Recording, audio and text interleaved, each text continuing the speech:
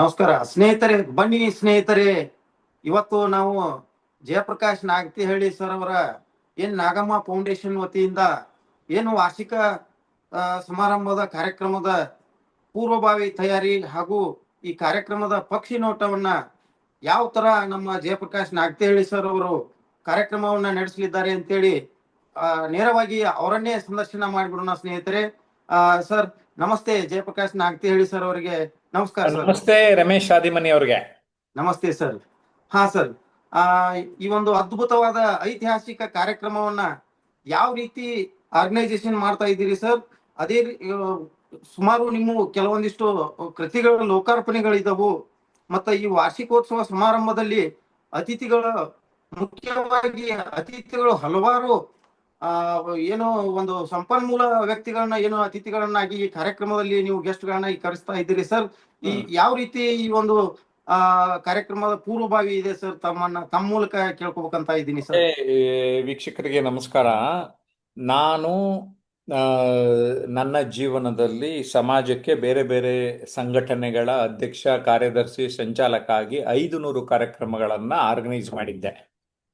ಆ ಸಂಸ್ಥೆಗಳನ್ನೆಲ್ಲ ಬಿಟ್ಟ ಮೇಲೆ ನಮ್ಮ ತಾಯಿ ಹೆಸರಲ್ಲಿ ಒಂದು ನಾಗಮ್ಮ ಫೌಂಡೇಶನ್ ಅಂತ ಸುಮಾರು 2003-4ರಲ್ಲಿ ನಾವು ಆರಂಭ ಮಾಡಿದ್ವಿ. ಆವಾಗಿಂದ ಇವಾಗಿನವರೆಗೆ ನಾವು ಪ್ರತಿ ವರ್ಷ ಕೃತಜ್ಞತೆ ಅಂತ ಒಂದು ಕಾರ್ಯಕ್ರಮವನ್ನು ಮಾಡ್ಕೊಂಡು ಬರ್ತಾ ಇದ್ವಿ. ಅದನ್ನ ಈ ಸರಿ ಸೆಪ್ಟೆಂಬರ್ 14 ನಾವು ಬೆಂಗಳೂರಿನಲ್ಲಿ ವ್ಯವಸ್ಥೆ ಮಾಡಿದ್ದೇವೆ. ಓಕೆ, ಹೇಳಿ, ಒಂದೊಂದೇ ಪಾಯಿಂಟ್ಸ್ ಕೇಳ್ತಾ ಬನ್ನಿ, ಅದಕ್ಕೆ ಮಾಹಿತಿ.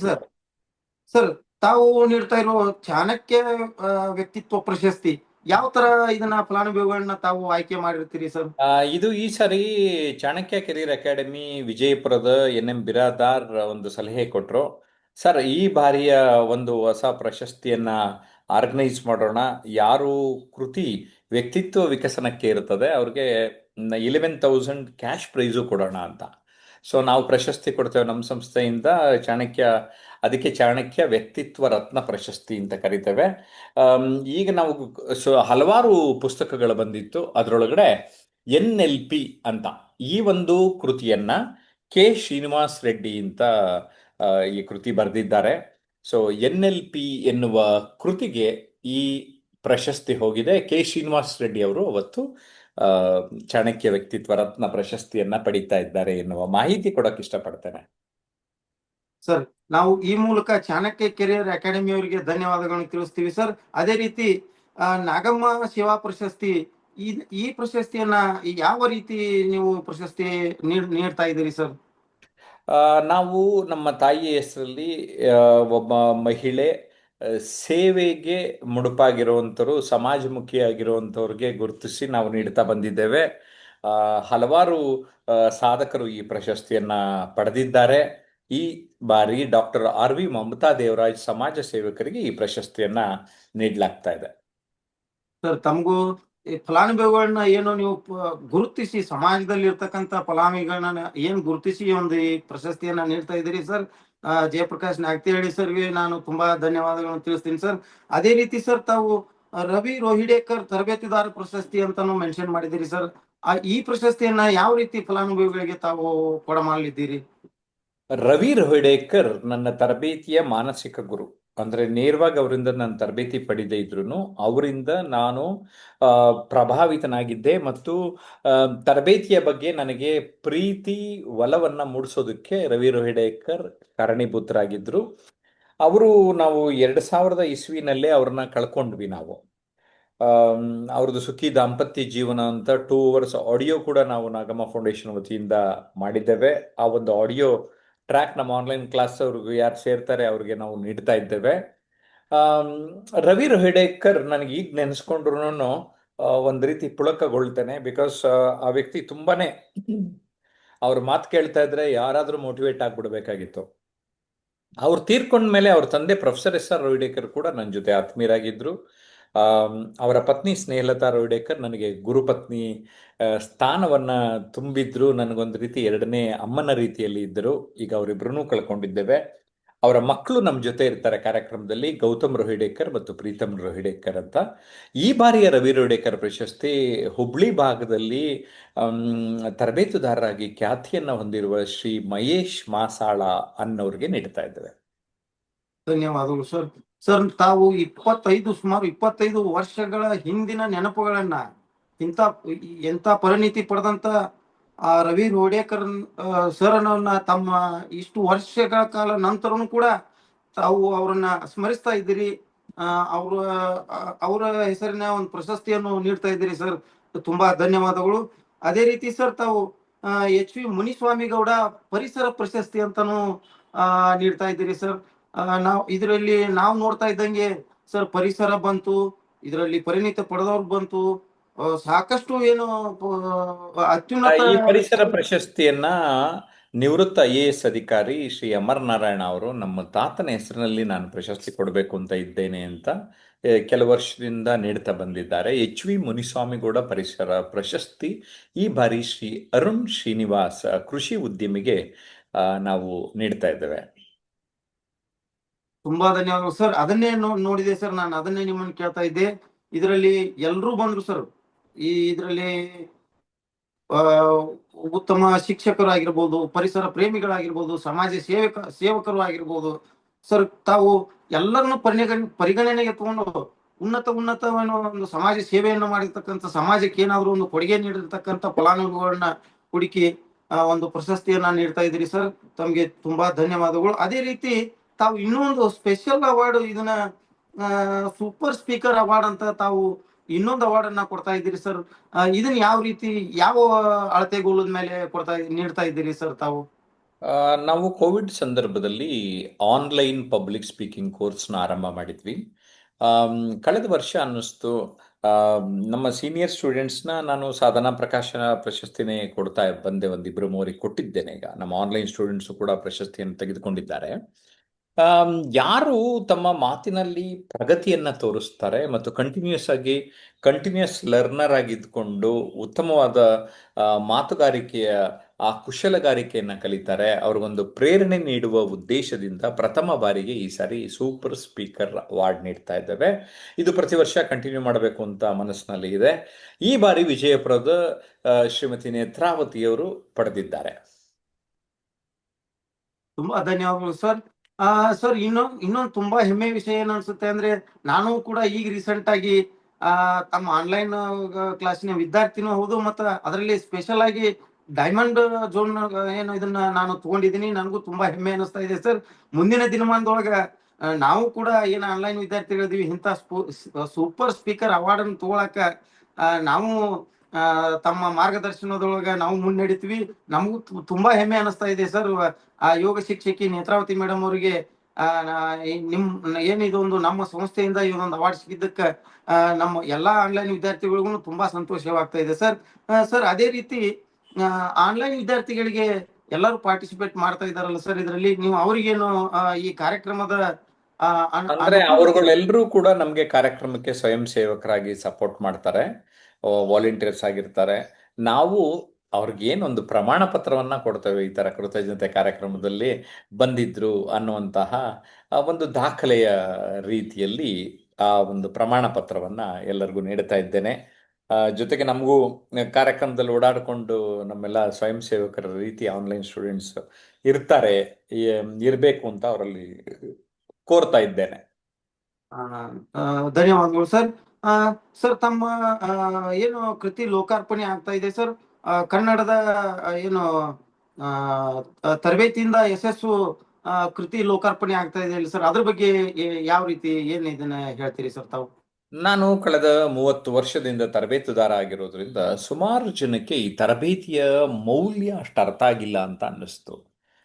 ತರಬೇತಿ ಪಡೆಯೋದಕ್ಕೆ ತುಂಬ ಮೀನಮೇಷ ಎಣಿಸುವಂಥದ್ದು, ಪ್ರೊಕ್ರಾಸ್ಟಿನೇಷನ್ ಮುಂದೂಡುವಂಥದ್ದನ್ನ ಗಮನಿಸಿದೆ.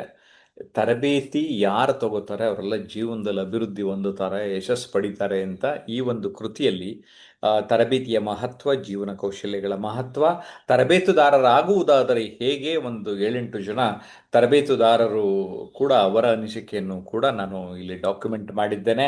ತರಬೇತಿಯಿಂದ ಯಶಸ್ಸು ಒಂದು ಉತ್ತಮ ಕೃತಿಯಾಗಿ ಮೂಡಿ ಬಂದಿದೆ. 14ನೇ ತಾರೀಕು ಬಿಡುಗಡೆ ಆಗ್ತದೆ. ಧನ್ಯವಾದಗಳು ಸರ್. ಅದೇ ರೀತಿ ಸರ್, ಆಂಗ್ಲ ಮಾಧ್ಯಮದಲ್ಲಿ ಕೂಡ ತಾವು 3 ಪುಸ್ತಕಗಳನ್ನ ಲೋಕಾರ್ಪಣೆ ಮಾಡ್ತಾ ಇದ್ದೀರಿ ಸರ್. ನಾನು ಈ ಹಿಂದೆ ತಮ್ಮ ಲೋಕಾರ್ಪಣೆ ಆಗಿರ್ತಕ್ಕಂಥ ಒಂದು ನುಡಿಗನ್ನಡಿ ಅನ್ನೋ ಪುಸ್ತಕವನ್ನ, ನಾವೊಂದು ಪುಸ್ತಕವನ್ನು ಓದಿದ್ದೀನಿ ಸರ್. ಒಂದ್ ಪುಸ್ತಕದಲ್ಲಿ ಹಲವಾರು ಸಾವಿರಾರು ವಿಷಯಗಳನ್ನು ಒಳಗೊಂಡಿದ್ದವು. ತಾವು ಒಂದೇ ಸಾರಿ ಈಗ ಒಂದು ಕನ್ನಡ ಮಾಧ್ಯಮದಲ್ಲಿ ಹಾಗೂ 3 ಆಂಗ್ಲ ಮಾಧ್ಯಮದಲ್ಲಿ ಸರ್ ಪುಸ್ತಕಗಳನ್ನ ಲೋಕಾರ್ಪಣೆ ಮಾಡ್ತಾ ಇದ್ದೀರಿ. ಅದು ಜಗತ್ತಿನ ನಂಬರ್ 1 ಇದಾಗಿರ್ತಕ್ಕಂಥ ಅಮೆಜಾನ್ ಕಂಪನಿಗೆ ತಾವು ಲಭ್ಯ ಇರತಕ್ಕಂತ 3 ಆಂಗ್ಲ ಮಾಧ್ಯಮದ ಪುಸ್ತಕಗಳ ಬಗ್ಗೆ ತಾವು ಏನ್ ಹೇಳ್ತೀರಿ ಸರ್? ಕರ್ನಾಟಕದಲ್ಲಿ ಈಗಾಗಲೇ ನನ್ನ ಕೃತಿಗಳು ತುಂಬ ಚೆನ್ನಾಗಿ ಬೆಸ್ಟ್ ಸೆಲ್ಲಿಂಗ್ ಆಗಿದೆ. ಎಲ್ಲ ಕೃತಿಗಳು ಕೂಡ ಬೆಸ್ಟ್ ಸೆಲ್ಲಿಂಗ್ ಆಗಿರೋದು ನನಗೆ ಸಂತೋಷದ ವಿಚಾರ. ಸಪ್ನಾ ಬುಕ್ ಹೌಸ್ನಲ್ಲಿ ಆ ಎಲ್ಲ ಕೃತಿಗಳು ಸಿಗ್ತದೆ. ಅಮೆಜಾನ್ನಲ್ಲಿ ನಾನು ಪ್ರಪಂಚದಾದ್ಯಂತ ಜನರಿಗೆ ನಿಲುಕಬೇಕು ಎನ್ನುವ ದೃಷ್ಟಿಯಿಂದ ವ್ಯಕ್ತಿತ್ವ ಪರಿವರ್ತನೆ ಅಂತ ನಾನು ಬರೆದಿದ್ದ ಕೃತಿಯನ್ನು ಟ್ರಾನ್ಸ್ಫಾರ್ಮ್ ಯುವರ್ ಲೈಫ್ ಇನ್ಸ್ಟೆಂಟ್ಲಿ ಅಂತ ಇಂಗ್ಲೀಷ್ಗೆ ಟ್ರಾನ್ಸ್ಲೇಟ್ ಮಾಡಿದ್ದೇನೆ. ಇದು ಅಮೆಜಾನ್ನಲ್ಲಿ ನಿಮಗೆ ಲಭ್ಯ ಇರುತ್ತೆ. ಮತ್ತೆ ಅನನ್ಯತೆಯ ರೀತಿ ಅಂತ ಮತ್ತೊಂದು ಕೃತಿಯನ್ನು ಬರೆದಿದ್ದೆ. ಅದನ್ನು unlock the power of uniqueness ಅಂತ ನಾನು ಟ್ರಾನ್ಸ್ಲೇಟ್ ಮಾಡಿದ್ದೇನೆ. ಮತ್ತು ವ್ಯಕ್ತಿತ್ವ ದರ್ಪಣ ಎನ್ನುವ ಕೃತಿಯನ್ನು ಪರ್ಸನಾಲಿಟಿ ಮಿರರ್ ಟ್ರಾನ್ಸ್ಫಾರ್ಮ್ಸ್ ಯು, ಈ 3 ಕೃತಿಗಳು ನಾನು ಕನ್ನಡದಲ್ಲಿ ಏನು ಬರೆದಿದ್ದೆ ಅದನ್ನೇ ಟ್ರಾನ್ಸ್ಲೇಟ್ ಮಾಡಿ Amazon.in ಲಭ್ಯ ಇರೋಂಗೆ ಮಾಡಿದ್ದೇನೆ. ಅಧಿಕೃತವಾಗಿ ನಾವು ಸೆಪ್ಟೆಂಬರ್ 14 ಬಿಡುಗಡೆ ಮಾಡ್ತೇವೆ. ಆದರೆ ಈಗಾಗಲೇ ಅಮೆಜಾನ್ನಲ್ಲಿ ನಿಮಗೆ ಅವೈಲಬಿಲಿಟಿ ಇದೆ. ನೀವು ಇವಾಗಲೇ ಜಯಪ್ರಕಾಶ್ ನಾಗ್ತೇಳಿ ಅಂತ ಆಥರ್ ಅಂತ ಕೊಟ್ಟರೆ ಆ ಪುಸ್ತಕಗಳೆಲ್ಲವೂ ಕೂಡ ಹೊರಗಡೆ ಬರ್ತದೆ. ಅಂದರೆ ನಿಮಗೆ ಕಣ್ಣಿಗೆ ಕಾಣಿಸ್ತದೆ. ಜೊತೆಗೆ ಸಪ್ನಾದವರು ಕೂಡ 3 ಇಂಗ್ಲೀಷ್ ಬುಕ್ ಟ್ರಾನ್ಸ್ಲೇಟ್ ಮಾಡಿದ್ದಾರೆ. Fear not failures, inferiority complex and celebrate every moment. ಆ ಕೃತಿಗಳು ನಿಮಗೆ ಲಭ್ಯ ಇರುತ್ತೆ ಅಂತ ತಿಳಿಸೋದಕ್ಕೆ ಇಷ್ಟಪಡ್ತೇನೆ. ತುಂಬಾ ಧನ್ಯವಾದಗಳು ಸರ್. ಏನಾಗಿತ್ತು, ಮೊದಲು ನೀವು ಕನ್ನಡದ ಕೃತಿಗಳನ್ನ ನೀವು ಲೋಕಾರ್ಪಣೆ ಮಾಡಿದಾಗ ಕರ್ನಾಟಕದಾದ್ಯಂತ ಎಲ್ಲ ತುಂಬಾ ಪಾಪ್ಯುಲರ್ ಆಗಿದ್ರಿ ಸರ್. ಈಗ ತಾವು ಇಂಗ್ಲಿಷ್ ಏನು ವರ್ಷನ್ ಮಾಡಿ ಪುಸ್ತಕಗಳನ್ನ ಲೋಕಾರ್ಪಣೆ ಮಾಡ್ತಾ ಇದ್ದೀರಿ. ಜಗತ್ತಿನಾದ್ಯಂತ ಎಲ್ಲರಿಗೂ ತಮ್ಮ ಮಾರ್ಗದರ್ಶನ ಸಿಗಲಿ, ಏನು ವ್ಯಕ್ತಿತ್ವ ವಿಕಾಸನಗೊಳ್ಳಲಿ, ಅಭಿವೃದ್ಧಿ ಹೊಂದಲಿ, ಹಲವಾರು ಜನರ ಪರಿವರ್ತನೆಗಳಾಗ್ಲಿ ಅಂತೇಳಿ ತಮ್ಮಲ್ಲಿ ಕೇಳ್ಕೊಂಡು ತಮಗೆ ಮತ್ತೊಂದ್ಸಲ ಧನ್ಯವಾದಗಳನ್ನು ತಿಳಿಸ್ತೀನಿ ಸರ್. ಅದೇ ರೀತಿ ಸರ್, ತಾವು ಈ ಏನು ತರಬೇತಿಯಿಂದ ಯಶಸ್ಸು ಕೃತಿಗೆ ಲೇಖನ ನೀಡಿರ್ತಕ್ಕಂಥ ಹಲವಾರು ಏನು ಆ ಅದಕ್ಕೆ ಅಂದ್ರೆ ಸಹಾಯ ಯಾರು ಲೇಖನ ನೀಡಿದ್ರು ಆ ತರಬೇತುದಾರರನ್ನು ವಿಶೇಷ ಆಹ್ವಾನಿತರ ಕರೆದಿದ್ದೇನೆ. ಸೊ ದಟ್ ಬಿಡುಗಡೆ ಆದ್ಮೇಲೆ ನಾನು ಅವ್ರಿಗೆ ಕೃತಜ್ಞತೆ ಸಲ್ಲಿಸೋದಕ್ಕೋಸ್ಕರ ಅವ್ರಿಗೊಂದು ವೇದಿಕೆ ಮೇಲೆ ಕರೆದು ಅವ್ರನ್ನ ಗುರುತಿಸಿ, ಉದಾಹರಣೆಗೆ ರೋಹಿತ್ ನಾಗೇಶ್ ಅಂತ ಇದ್ದಾರೆ, ಬೇರೆ ಡಾಕ್ಟರ್ ಬಾಲಾಜಿ ಅಂತ ಇದ್ದಾರೆ, ಅಂಜಲಿ ಇದ್ದಾರೆ. ಇವರೆಲ್ಲರಿಗೂ ವೇದಿಕೆ ಮೇಲೊಂದು ಪುಟ್ಟ ಕೃತಜ್ಞತೆಯನ್ನ ಸಲ್ಲಿಸೋದಕ್ಕೆ ನಾನು ಬಯಸಿದ್ದೇನೆ. ಮತ್ತೆ ವೀಕ್ಷಕರಿಗೂ ಕೂಡ ಇಂತಿಂಥ ತರಬೇತುದಾರರು ಬಂದಿದ್ರು ಅನ್ನೋವಂಥದ್ದು ಅಲ್ಲಿ ಗೊತ್ತಾಗ್ತದೆ. ಅದಷ್ಟೇ ನಮ್ಮ ಸದುದ್ದೇಶ. ಜೊತೆಗೆ ಖುಷಿ ಏನು ಅಂದರೆ, ಚಲನಚಿತ್ರ ನಟರಾದ ಡಾಕ್ಟರ್ ಶ್ರೀಧರ್ ನನ್ನೆಲ್ಲ ಈ ಕೃತಿಗಳನ್ನು ಬಿಡುಗಡೆ ಮಾಡ್ತಾರೆ. ನನ್ನ ಕೃತಿಗಳ ಬಗ್ಗೆ ಡಾಕ್ಟರ್ DS ವಿಶ್ವನಾಥ್ IAS ನಿವೃತ್ತ ಅಧಿಕಾರಿ ಮತ್ತು ಲೇಖಕರು ಕೃತಿಗಳ ಬಗ್ಗೆ ಮಾತಾಡ್ತಾರೆ. ಮತ್ತು ನಮ್ಮ ಜೊತೆ ಅತಿಥಿಗಳಾಗಿ NM ಬಿರಾದಾರ್ ಚಾಣಕ್ಯ ಕಿರಿಯರ ಅಕಾಡೆಮಿಯ ಸ್ಥಾಪಕರು ಕೂಡ ಈ ಪುಸ್ತಕ ಬಿಡುಗಡೆಯ ಸಮಾರಂಭದಲ್ಲಿ ಇರ್ತಾರೆ. ಇನ್ನು ಪ್ರಶಸ್ತಿ ವಿತರಣೆ ಸಂದರ್ಭದಲ್ಲಿ ಡಾಕ್ಟರ್ ಶಿವರಾಜ್ V ಪಾಟೀಲ್ ಅವರು ನಿವೃತ್ತ ನ್ಯಾಯಾಧೀಶರು supreme court, doctor Ravichander Nandana ಪ್ಯಾಲೇಸ್ನ ಅಧ್ಯಕ್ಷರು, ಮತ್ತು ಶ್ರೀ ನಿತಿನ್ ಯಾದವ್ ಮೋಹನ್ CEO ಕೇಂಬ್ರಿಡ್ಜ್ ಸಮೂಹದ ವಿದ್ಯಾಸಂಸ್ಥೆಗಳು, ಇವರೆಲ್ಲರೂ ಕೂಡ ಅತಿಥಿಗಳಾಗಿ ಇರ್ತಾರೆ. ಹಾಗಾಗಿ ಮೊದಲ ಭಾಗ ಪುಸ್ತಕ ಬಿಡುಗಡೆ, ಎರಡನೆಯ ಭಾಗ ಪ್ರಶಸ್ತಿ ಸಮಾರಂಭ, ಮಧ್ಯದಲ್ಲೊಂದು ಟೀ ಬ್ರೇಕ್ ಕೊಟ್ಟು ಇಡೀ ಕಾರ್ಯಕ್ರಮದಲ್ಲಿ ಯಾರು ಬರ್ತಾರೆ ಅವ್ರಿಗೆ ಒಂದು ವಿಶೇಷವಾದ ಅನುಭವವನ್ನಂತೂ ಗ್ಯಾರಂಟಿ ಕಟ್ಕೊಡುತ್ತೆ ಈ ಕಾರ್ಯಕ್ರಮ. ತುಂಬಾ ಧನ್ಯವಾದಗಳು ಸರ್. ತಾವು ಕೊನೆಯದಾಗಿ ನೆರವು ಮತ್ತು ಸಹಕಾರ ನೀಡಿದವ್ರನ್ನು ಏನು ಆಹ್ವಾನ ಪತ್ರಿಕೆಯಲ್ಲಿ ಸ್ಮರಿಸಿದಿರಿ ಸರ್. ಯಾವ ತರ ಸಹಕಾರ, ಯಾವ ತರ ನೆರವು ನೀಡಿದಾರೆ ಸರ್? ನೋಡಿ, ಊರ್ ಕಡೆ ಎಲ್ಲ ಸಾಮಾನ್ಯವಾಗಿ ದೇವಸ್ಥಾನ ಕಟ್ಟಬೇಕಾದ್ರೆ ಊರವ್ರನ್ನೆಲ್ಲ ಇನ್ವಾಲ್ವ್ ಮಾಡ್ತಾರೆ. ನಾನು ಈ ಕಾರ್ಯಕ್ರಮವನ್ನ ಮುಂಚಿನಿಂದ ನಮ್ಮ ಹಿತೈಷಿಗಳು ಒಂದು ವಾಟ್ಸಪ್ ಗ್ರೂಪ್ ಮಾಡಿದ್ದೀನಿ. ಒಂದು 850 ಜನ ವಾಟ್ಸಪ್ ಗ್ರೂಪಲ್ಲಿ ಇದ್ದಾರೆ ನನ್ನ ಆತ್ಮೀಯರು. ಅದರಲ್ಲಿ ಎಲ್ಲರೂ ಅವ್ರ ಕೈಲಿ ಎಷ್ಟೆಷ್ಟಾಗುತ್ತೋ ನಮ್ಮ ಅಕೌಂಟ್ಗೆ ಹಾಕ್ತಾರೆ. ಅದ್ರ ಮೂಲಕನೇ ಕಾರ್ಯಕ್ರಮನ ಸುಮಾರು ವರ್ಷದಿಂದ ಮಾಡಿಕೊಂಡು ಬರ್ತಾ ಇದ್ದೇನೆ. ಅಂದರೆ ಇದರಲ್ಲಿ ಎಲ್ಲರೂ ಕೈ ಜೋಡಿಸೋದಕ್ಕೆ ನಾನು ಅವಕಾಶ ಕೊಟ್ಟಿದ್ದೇನೆ. ಬಟ್ ಅದನ್ನೇ ಎಷ್ಟು ಹಣ ಬರ್ತದೆ ಅದಷ್ಟನ್ನು ಆ ಕಾರ್ಯಕ್ರಮದ ಖರ್ಚಿಗೆ ವ್ಯವಸ್ಥೆ ಮಾಡ್ತೇವೆ ಅಂತ ಈ ಮೂಲಕ ಹೇಳಕ್ಕೆ ಇಷ್ಟಪಡ್ತೇನೆ. ತುಂಬಾ ಧನ್ಯವಾದಗಳು ಸರ್. ಬಂಧುಗಳೇ, ನೋಡಿ ಏನು ನಮ್ಮ ಜಯಪ್ರಕಾಶ್ ನಾಗ್ತಿಹಳ್ಳಿ ಸರ್ ಅವರು ನಾಗಮ್ಮ ಫೌಂಡೇಶನ್ ವತಿಯಿಂದ ಏನು ಈ ಒಂದು ಕಾರ್ಯಕ್ರಮವನ್ನ ಇಷ್ಟು ಅಚ್ಚುಕಟ್ಟಾಗಿ ಸುವ್ಯವಸ್ಥಿತವಾಗಿ ನಡೆಸ್ಕೊಂಡು ಬಂದಿದ್ದಾರೆ. ವಾರ್ಷಿಕ ಸಭೆಯನ್ನು ಪ್ರತಿ ವರ್ಷನೂ ಮಾಡ್ಕೊಂತ ಬಂದಿದ್ದಾರೆ. ನೋಡಿ ಇಲ್ಲಿ ಮೊದಲಿನಿಂದ ಹಿಡಿದು ಕಾರ್ಯಕ್ರಮದ ಕೊನೆಯವರೆಗೂ ಯಾವ ರೀತಿ ಫಲಾನುಭವಿಗಳು ಎಂತೆಂತ ದೊಡ್ಡ ದೊಡ್ಡ ಏನು ಕಲಾವಿದರು ಇರ್ಬೋದು, ಪರಿಸರ ಪ್ರೇಮಿಗಳಿರ್ಬೋದು, ಸಾಕಷ್ಟು ಏನು ಜಾನಪದ ಕಲಾವಿದರು ಇರ್ಬೋದು, ಹಾಗೂ ಇನ್ನು ಹಲವಾರು ಕ್ಷೇತ್ರಗಳಲ್ಲಿ ಸಮಾಜ ಸೇವೆಯಲ್ಲಿ ಗುರುತಿಸಿಕೊಂಡಿರ್ತಕ್ಕಂಥ ನೀವು ಹೇಳಿದ್ರಿಂದ ಇನ್ನೊಂದು ಸ್ವಲ್ಪ ಮಾಹಿತಿ ಕೊಟ್ಬಿಡ್ತೇನೆ. ಈ ಸಾಧನಾ ಪ್ರಕಾಶ ಪ್ರಶಸ್ತಿ ಪುರಸ್ಕೃತರು ಯಾರ್ಯಾರು ಅಂದ್ರೆ ನಟ ಶ್ರೀ ವಿನಾಯಕ ಜೋಶಿ, ಶ್ರೀ ಬಲಭೀಮರಾವ್ ಎಸ್ ಕುಲಕರ್ಣಿ ನಿವೃತ್ತ ಶಿಕ್ಷಕರು, ಸುಚೀಂದ್ರ ಕನಕನಪಾಳ್ಯ ಉದ್ಯಮಿಗಳು, ಶ್ರೀಕಾಂತ್ ಉದ್ಯಮಿ, ದೇವರಾಜೇಗೌಡ ಜಾನಪದ ಕಲಾವಿದರು, ಮಂಜುನಾಥ್ ನಮ್ಮ ಡೈಮಂಡ್ ಕಮ್ಯುನಿಟಿನಲ್ಲಿದ್ದಾರೆ ಸಮಾಜ ಸೇವಕರು, ಇವ್ರನ್ನೂ ಕೂಡ ಗುರುತಿಸ್ತಾ ಇದ್ದೇನೆ. ಜೊತೆಗೆ ನಾನು ಈ ಹಿಂದೆ ವಾಣಿಜ್ಯ ತೆರಿಗೆ ಇಲಾಖೆಯಲ್ಲಿದ್ದೆ, ಕನ್ನಡ ಸಂಘದ ಆರಂಭಿಕ ದಿನಗಳಲ್ಲಿ ಇದ್ದಿದ್ದರಿಂದ ಅವರೆಲ್ಲ ಬಂದು ನಾಡಗೀತೆಯನ್ನು ಪ್ರಸ್ತುತಪಡಿಸ್ತಾ ಇದ್ದಾರೆ. ಮತ್ತು ಪ್ರಸಿದ್ಧಿ ಯೋಗ ಸೆಂಟರ್ ಬಿಂದು ಮಾಧವ ಅವರ ಆಸಕ್ತಿ ತೆಗೆದುಕೊಂಡು ಭಾವಗೀತೆಗಳನ್ನು 2 ಗೀತೆಗಳು, ಆರಂಭದಲ್ಲಿ ಸರಸ್ವತಿಯನ್ನು ಆರಾಧಿಸುವ ಗೀತೆ, ಎರಡನೇ ಭಾಗದಲ್ಲಿ ಅಮ್ಮನನ್ನು ಆರಾಧಿಸುವ ಒಂದು ಗೀತೆ, 2 ಗೀತೆಯನ್ನು ಪ್ರಸ್ತುತಪಡಿಸ್ತಾ ಇದ್ದಾರೆ. ಜೊತೆಗೆ ನಮ್ಮ YouTube channel Jayaprakash Nagathihalli YouTube channel 50,000 ಸಬ್ಸ್ಕ್ರೈಬರ್ಗಳನ್ನು ದಾಟಿದ್ರಿಂದ ಅದನ್ನೂ ಒಂದು ಪುಟ್ಟ ಆಚರಣೆಯನ್ನು ಈ ಸಂದರ್ಭದಲ್ಲಿ ಮಾಡ್ತಾ ಇದ್ದೇವೆ. ಅಂದರೆ ಓವರಾಲ್ ಇಷ್ಟು ಚಟುವಟಿಕೆ ಇರುತ್ತೆ, ಆದರೆ ನಾವು ಎಲ್ಲಿ ನಡೆಯುತ್ತೆ ಅಂತ ಮಾತ್ರ ಈ ವಿಡಿಯೋನಲ್ಲಿ ಹೇಳಲ್ಲ. ಕಾರಣ ಏನು ಅಂದರೆ ಆ ಸಭಾಂಗಣ ಚಿಕ್ಕದು, ಆದರೆ ಸಬ್ಸ್ಕ್ರೈಬರ್ಸ್ಗೆ ಅವಕಾಶ ಇದೆ.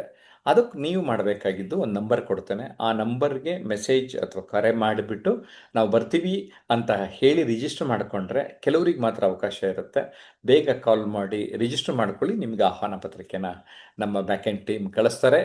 ಆ ಒಂದು ಮೊಬೈಲ್ ಸಂಖ್ಯೆ 9620303000. ಎಸ್ ರಮೇಶ್ ಸರ್, ತುಂಬಾ ಧನ್ಯವಾದಗಳು ಸರ್. ಸರ್, ಈಗ ಇದನ್ನ 50,000 ಸಬ್ಸ್ಕ್ರೈಬರ್ಸ್ ಈ ಒಂದು ನಮ್ಮ ಜಯಪ್ರಕಾಶ್ ನಾಗ್ತಿಹಳ್ಳಿ ಯೂಟ್ಯೂಬ್ ಚಾನೆಲ್ಸ್ಗೆ ಇಷ್ಟೊಂದು ಜನ ನಮಗೇನು ಸಪೋರ್ಟ್ ಮಾಡಿದಾರಲ್ಲ ಸರ್, ಇದು ಅಷ್ಟು ಸಣ್ಣ ವಿಷಯ ಅಲ್ಲ. ಇದನ್ನ ಈ ವಿಷಯನ ಹೆಂಗ್ ತಾವು ಈ ಈ ಗೋಲ್ ರೀಚ್ ಆಗಕ್ ತಮ್ಮ ಸಾಧನೆಯನ್ನು, ತಮ್ಮ ಎಫರ್ಟ್ ಎಷ್ಟಿದೆ ಸರ್, ಯಾವ ರೀತಿ ಈ ಹಂತಕ್ಕೆ ಬಂದು ತಲುಪಿದಿರಿ ಸರ್ ತಾವು? ನೋಡಿ, ಕೆಲವೊಂದು ಚಾನಲ್ಗಳು ಜನಸಾಮಾನ್ಯರು ಮನರಂಜನೆಯನ್ನು ಹೆಚ್ಚು ಇಷ್ಟಪಡ್ತಾರೆ ಅಂತ ನನಗೆ ಗೊತ್ತಾಗಿದೆ. ನಮ್ಮ ಒಂದು ವಿಚಾರಗಳೇನಿದೆ ಇದರಲ್ಲಿ ಪ್ರೇರಣೆ ಮತ್ತು ಪರಿವರ್ತನೆಯ ಅಂಶಗಳು ಜಾಸ್ತಿ ಇದೆ. ಯಾರಿಗದು ಅರ್ಥ ಆಗಿಲ್ಲ ಅರ್ಥ ಮಾಡಿಸಿ, ಜೊತೆಗೆ ನಿಮ್ಮ ಸ್ನೇಹಿತರು ಬಂಧು ಬಾಂಧವರಿಗೆ ತಿಳಿಸಿ. ನೀವು ನಮ್ಮ ಯೂಟ್ಯೂಬ್ ಚಾನಲ್ನ ಸಬ್ಸ್ಕ್ರೈಬ್ ಮಾಡಿದ್ರೆ ಈಗಾಗಲೇ 4,800 ವಿಡಿಯೋಗಳಿದೆ ಸ್ನೇಹಿತರೆ. ಅದರಲ್ಲಿ ನೀವು ದಿನ ಒಂದು 2 3 ನೋಡ್ಕೊಂಬಂದ್ರೂ ನಿಮ್ಮ ಮನಸ್ಥಿತಿ ಚೆನ್ನಾಗಿರುತ್ತೆ, ಆಮೇಲೆ ಮನಸ್ಥಿತಿನೂ ಚೆನ್ನಾಗಿರುತ್ತೆ, ನಿಮ್ಮ ಬದುಕಿನ ಪರಿಸ್ಥಿತಿಯೂ ಚೆನ್ನಾಗಿರುತ್ತೆ ಅಂತ ಈ ಮೂಲಕ ಹೇಳಕ್ಕೆ ಇಷ್ಟಪಡ್ತೇನೆ. ರಮೇಶ್ ಆದಿಮನಿ ನಮ್ಮ ಡೈಮಂಡ್ ಸ್ಟೂಡೆಂಟ್ ಆಗಿ ಒಂದು ಅಸೈನ್ಮೆಂಟ್ ಕೊಟ್ಟಿದ್ದೆ, ಇದನ್ನು ಪ್ರಯತ್ನ ಪಟ್ಟಿದ್ದಾರೆ. Wish you all the best Ramesh Adimani. You can conclude the video. Thank you sir. ಸ್ನೇಹಿತರೆ, ನೋಡಿ, ಕಾರ್ಯಕ್ರಮದ ಪ್ರಾರಂಭದಿಂದಲೂ ಮಧ್ಯದಿಂದ ಹಿಡಿದು ಕೊನೆಯವರೆಗೂ ಕೂಡ ಯಾವ ರೀತಿ ಕಾರ್ಯಕ್ರಮವನ್ನ ಒಂದು ಅಚ್ಚುಕಟ್ಟಾಗಿ ವ್ಯವಸ್ಥಿತವಾಗಿ ಜಯಪ್ರಕಾಶ್ ನಾಗ್ತಿಹಳ್ಳಿ ಸರ್ ಅವರು ಯಾವ ರೀತಿ ಒಂದು ಕಾರ್ಯಕ್ರಮನ ವ್ಯವಸ್ಥಿತವಾಗಿ ರೆಡಿ ಮಾಡ್ಯಾರ ಅನ್ನೋ ಸಂಪೂರ್ಣ ಮಾಹಿತಿಯನ್ನು ಕೊಟ್ಟರು. ನೋಡಿ ಬಂಧುಗಳೇ, ಇವತ್ತ ಸಮಾಜದಲ್ಲಿ ಹಲವಾರು ರಂಗಗಳಲ್ಲಿ, ಹಲವಾರು ಕ್ಷೇತ್ರಗಳಲ್ಲಿ ಹಲವಾರು ಸಾಧನೆಗಳನ್ನ ಮಾಡಿರ್ತಕ್ಕಂಥವ್ರು ಸಾಕಷ್ಟು ಜನ ಇರ್ತಾರ. ಬಟ್ ಏನಾಗಿರುತ್ತ, ಅವರು ಯಾರು ಗುರುತಿಸಿರೋದಿಲ್ಲ. ಸಾಕಷ್ಟು ಫಲಾನುಭವಿಗಳು ಗುರುತಿಸುವುದರಿಂದ ಏನಾಗತ್ತ, ಸಾಧಕರನ್ನ ಗುರುತಿಸುವುದರಿಂದ ಸಾಧನೆಗೆ ಹರದಾರಿ ಅಂತೇಳಿ ಒಂದು ಶಾಸ್ತ್ರ ಏನೈತಲ್ಲ, ಆ ರೀತಿ ಆ ನಿಟ್ಟಿನೊಳಗ ನಮ್ಮ ಏನು ಜಯಪ್ರಕಾಶ್ ನಾಗ್ತಿಹಳ್ಳಿ ಸರ್ ಅವರು ಸಾಧನೆ ಮಾಡಿರ್ತಕ್ಕಂಥವ್ರನ್ನ, ಸಾಕಷ್ಟು ಹಿರಿಯರನ್ನ, ಪತ್ರಕರ್ತರನ್ನಿರ್ಬೋದು, ಶಿಕ್ಷಕರನ್ನಿರ್ಬೋದು, ಜಾನಪದ ಕಲಾವಿದರನ್ನಿರ್ಬೋದು, ಕೃಷಿಕರನ್ನು ಬಿಟ್ಟಿಲ್ಲ. ಈ ಒಂದು ಕಾರ್ಯಕ್ರಮದಲ್ಲಿ ಕೃಷಿಕರನ್ನು ಒಳಗೊಂಡಂತೆ ತುಂಬಾ ಹೆಮ್ಮೆ ಅನಿಸ್ತಾ ಇದೆ ನನಗೆ. ಯಾವುದು ಸಮಾಜದಲ್ಲಿ ಯಾವುದೇ ಒಂದು ರಂಗವನ್ನು ಬಿಡದೆ ಎಲ್ಲಾ ಕಾರ್ಯಕ್ಷೇತ್ರಗಳಲ್ಲಿಯೂ ಕೂಡ ಸಾಧನೆ ಮಾಡಿರ್ತಕ್ಕಂತ ಸಾಕಷ್ಟು ಫಲಾನುಭವಿಗಳನ್ನ ಗುರುತಿಸಿ ಈ ಒಂದು ವ್ಯವಸ್ಥಿತವಾಗಿ ಅಚ್ಚುಕಟ್ಟಾಗಿ ಕಾರ್ಯಕ್ರಮವನ್ನ ಏನ್ ತಯಾರಿ ಮಾಡಿ ಕೊಟ್ಟಿದ್ದು, ಒಂದು ಸಂದರ್ಶನವನ್ನು ಯಾವ ರೀತಿ ಅವರು ಕೊಟ್ಟರು, ನಾವು ಇದನ್ನ ನೋಡಕ್ ನಮಗೂ ಬಹಳ ಹೆಮ್ಮೆ ಅನ್ಸುತ್ತೆ. ಧನ್ಯವಾದಗಳು ಸರ್. ಈ ಕಾರ್ಯಕ್ರಮಕ್ಕೆ ನನಗೆ ಸಂದರ್ಶನಕ್ಕೆ ಅವಕಾಶ ಮಾಡಿಕೊಟ್ಟಿದ್ದಕ್ಕೆ ತುಂಬಾ ಧನ್ಯವಾದಗಳು ಸರ್. ತಮಗೂ ಧನ್ಯವಾದಗಳು. ನಾಗಮ್ಮ ನಮ್ಮಮ್ಮ, ನಮ್ಮಮ್ಮನ ಹೆಸರಲ್ಲಿ ಈ ಒಂದು ಕಾರ್ಯಕ್ರಮವನ್ನ ಮಾಡ್ತಾ ಇದ್ದೇನೆ. ಆದರೆ ಎಲ್ಲರ ಅಮ್ಮನನ್ನ ಸ್ಮರಿಸುವ ದಿನ ಅದು. ಜೊತೆಗೆ ನಮ್ಮ ಬದುಕಿನಲ್ಲಿ ಸುಮಾರು ಜನ ಬೇರೆ ಬೇರೆ ರೀತಿ ಸಹಾಯ ಮಾಡಿರ್ತಾರೆ. ಅವರೆಲ್ಲರಿಗೂ ಕೃತಜ್ಞತೆ ಹೇಳುವ ಅಭ್ಯಾಸವನ್ನ ಮಾಡಿಸ್ಬೇಕು ಅನ್ನೋದು ಕೂಡ ನನ್ನ ಒಂದು ಉದ್ದೇಶ. ಧನ್ಯವಾದ ರಮೇಶ್ ಆದಿಮನಿ. Thank you.